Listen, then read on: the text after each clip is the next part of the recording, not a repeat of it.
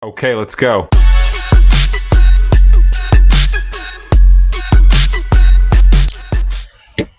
Hello everyone and welcome to Urban Wolf Garage.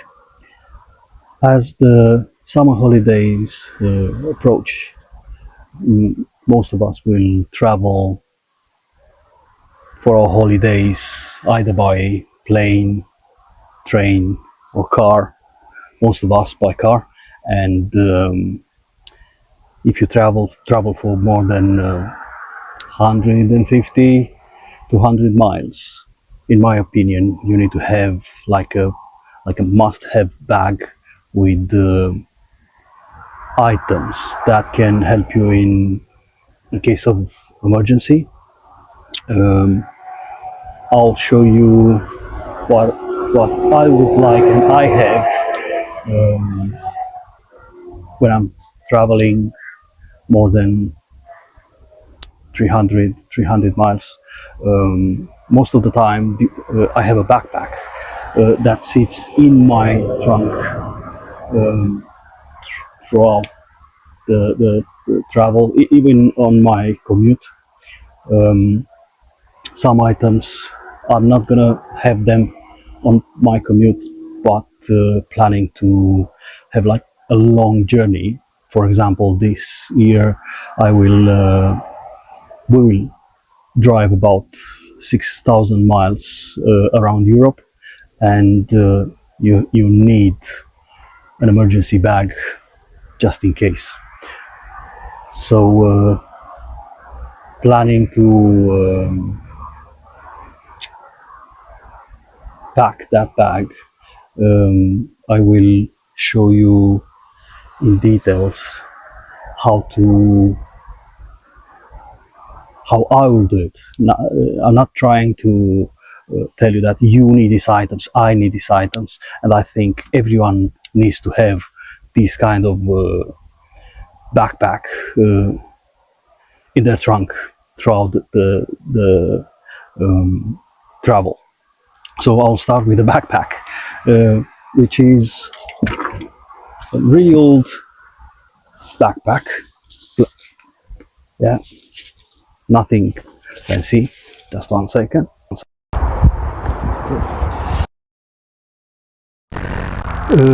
I'll put my stuff in it so you can see most of the items will fit.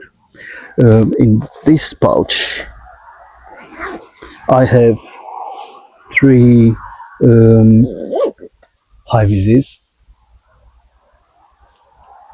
I prefer to have like 4 in my car, just in case someone else is coming with us. So between myself, my wife and my daughter, we have 3, but I'll always have another one just in case. It doesn't take too much space, so it's perfect. This is the first item. So I have, this is the 4th one, which sits in a nice pouch and will go between the other items. A pair of gloves, just for protection, nothing major. Keep your hands away from dirt and scratches, just for safety. And you're not gonna dirty your steering wheel, or keeping your stuff clean. Next item is the first aid kit. Yeah, this I know it's an Audi, but I had it for like 4 or 5 years. I never opened it. I've opened it, but I never took anything from inside. I know some stuff will go over the normal period, but most of the items are not perishable, so you don't need to restock it if you know everything's as it's supposed to be. So yeah, this is the next item. Now, a tow rope. Uh, it's been used and it helped me a lot, but it helped others too. So, in case of something goes wrong on a motorway, or not necessarily motorway, but on a road, and you can see someone struggling to move the car, and they might be in danger, or maybe they need, I don't know, 500 yards to be towed up to a safe point or service or a petrol station. This is magic. Or in the winter, it'll help you moving your car with someone else's car, or it'll help you moving other people's cars with yours. So this is the first item, not being used that often. You'll see it on the at the end of the backpack. Okay. Now, next item, air compressor. I've used this one for I think 4 or 5 years, and it didn't let me down.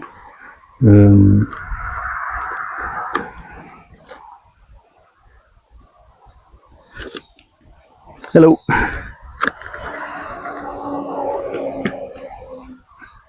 And I know there are some options smaller than this one, but I prefer something that I've used and I know it'll help me in future. So it doesn't bother me being slightly bigger. And this one sits straight in the backpack. Okay. Next item. Replacement car bulb kit. I have this one on my car. I have an Audi A6.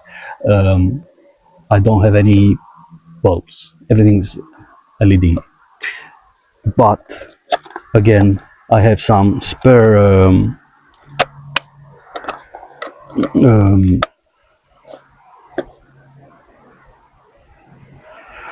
spare fuses, and I'm keeping it because I had it in the backpack previously when I didn't. I need it, but sorry, the plane is disturbing me. I'm keeping this for someone else, not for myself. So I can use the fuses, but the bulbs are not for me. Are to help someone. If something goes wrong with someone and it might be in danger, as let's say headlight will burn and it's in the night, and it might be a danger for himself or for themselves, or a danger for someone else, then if I have the ability to help them with a spare bulb, I'll do it. And if they don't know how to change it, I'll be more than happy to help them changing it, make them more safe to get home. It's not about money, it's about how you feel towards the rest of the people around you. Okay. A torch. Useful in case if it's like dark and you need a bit of light, like in my opinion, it's a must-have. Now, for the compressor that I've already shown you, you might have a puncture, not just a flat tire. I will always have in my backpack this small bag that contains a kit, a puncture kit. it's been used. It's been heavily used on my cars and on my motorcycle. So I have all the bits that I need, including the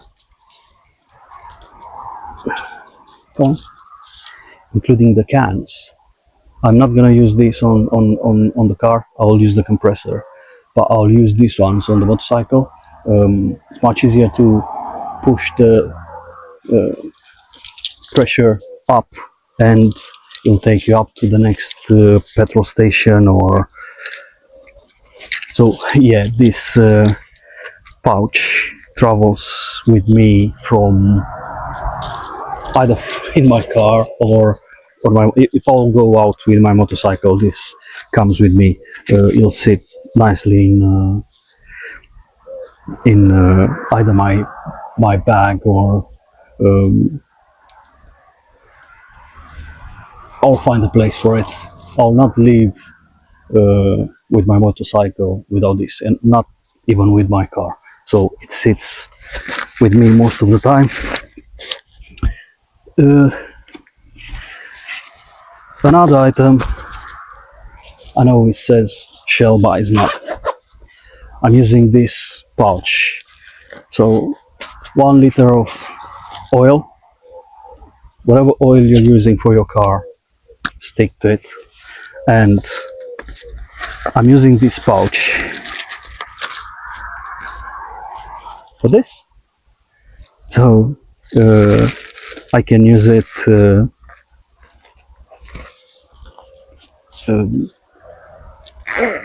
whatever. I have gloves, I have everything. I can add it on the engine if something goes bad, or maybe the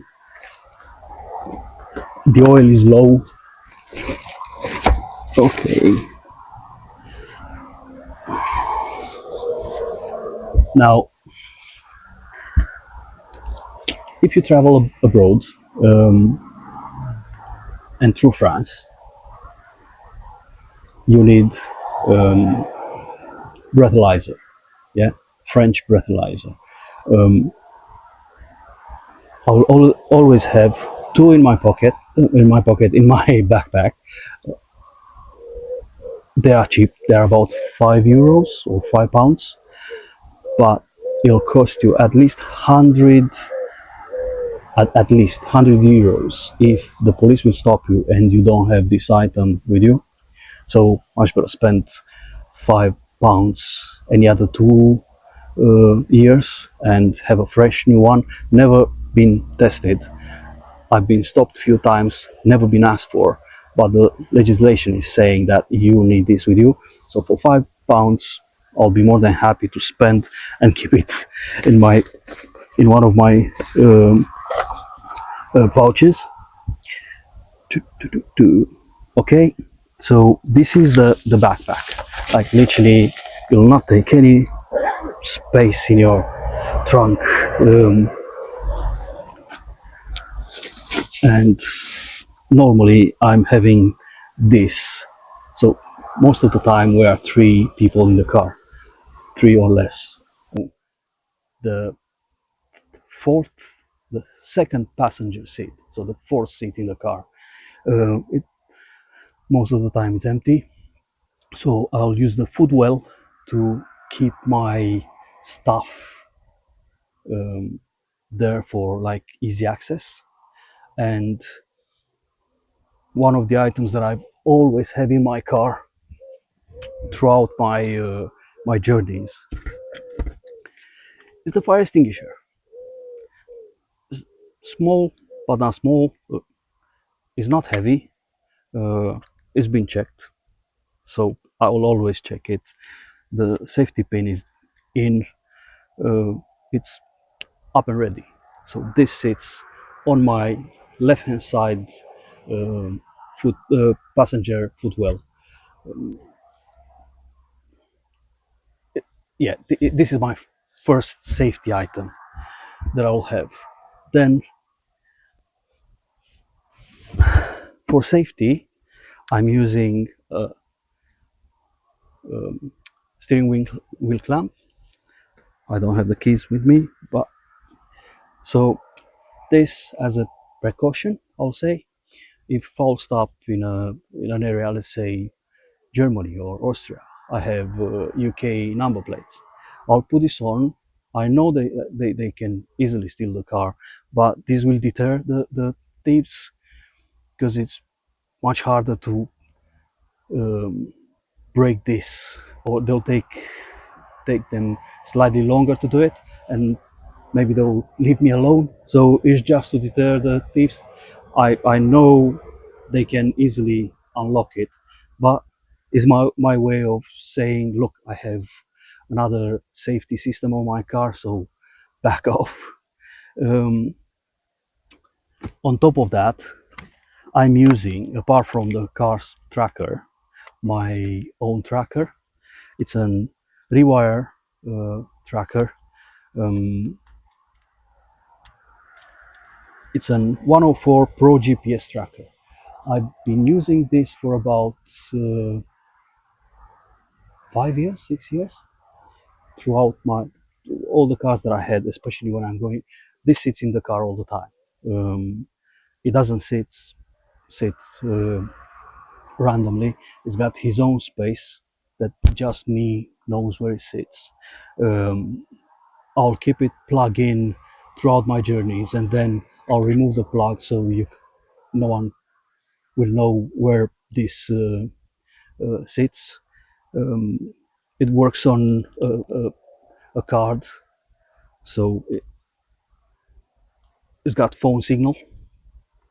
Uh, Through the app, will let you know where the car is, with what speed is traveling, and for how long. Is amazing. I've been using this Rewire security thing for many years, and I'm really pleased with it, and I'll stick with it.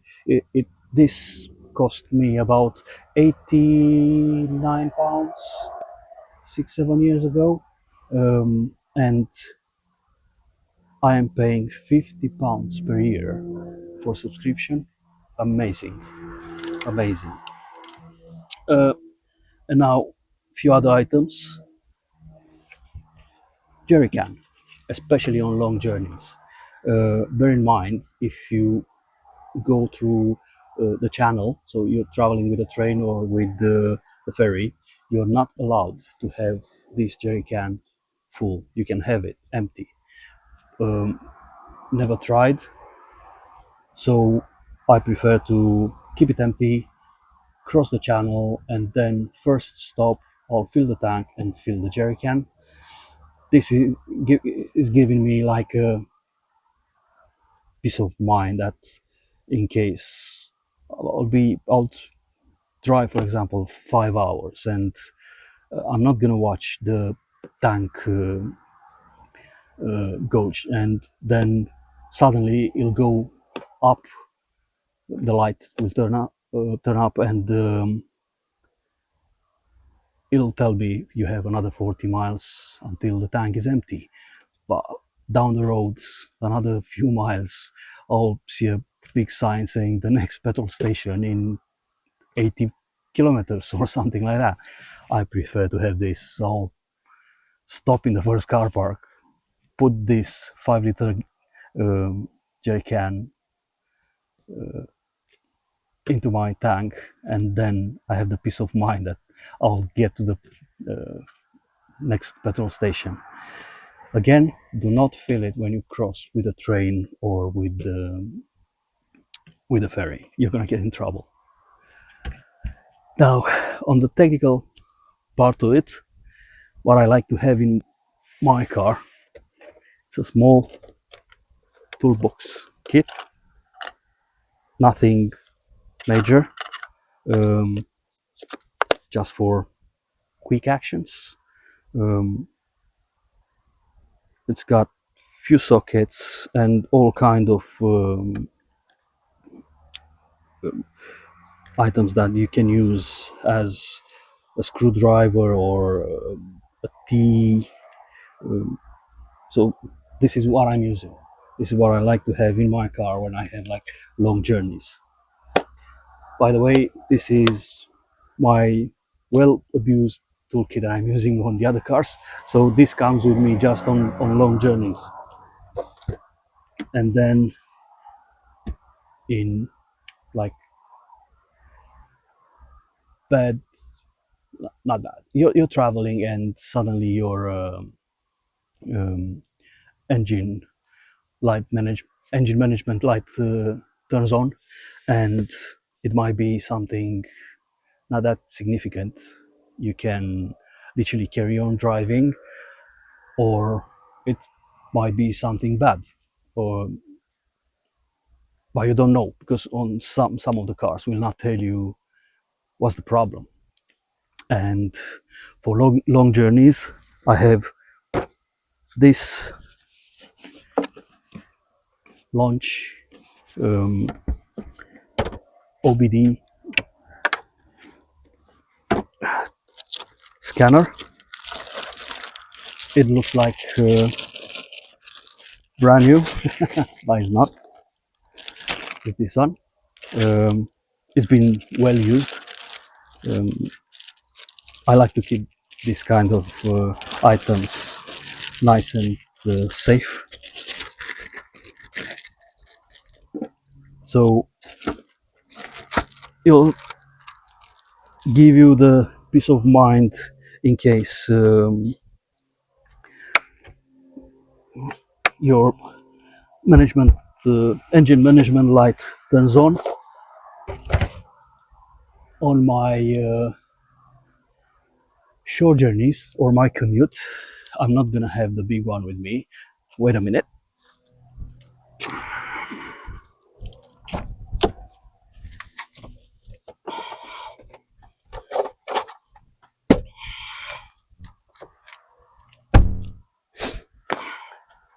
Sorry about that. I have a small OBD tester. It's more of a checker, or I can clean the faults, but this is for like short journeys. The big one is for like long journeys, and again, it's about your peace of mind. It's not about solving the issue, but at least you know what's wrong with your car. If you need to take like quick actions, or you might get up to a garage in about 500 miles, or you can drive all the way to home. Um, these are the items that I will have them with me. It's my option.